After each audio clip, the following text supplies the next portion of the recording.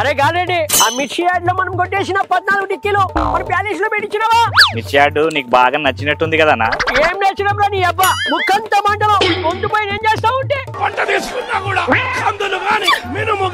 ఏదైతేనేం రైతు సమస్యలపై మన యాక్టింగ్ తో గోలగోల చేసినాం. నీ తొక్కలో ప్రభుత్వంలో మిర్చి 7,000కే కదా అమ్ముకుంది. 16,000 ధాన్యం బకాయిలు ఎగ్గొట్టి పాడుతొబ్బావు. ఎవడా నువ్వు? మీ గాలిరెడ్డి గారు కొట్టేసిన ఆ 14 టిక్కీల మిర్చికి ఓనర్నే. నువ్వా మిర్చి రైతన్నా? ఎలా ఉంది నా పోరాటం?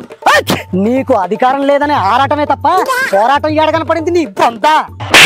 హలో చిట్టకు, మీకోసం సాయి శక్తిలో రేయింబవల్లో పోరాడుతా.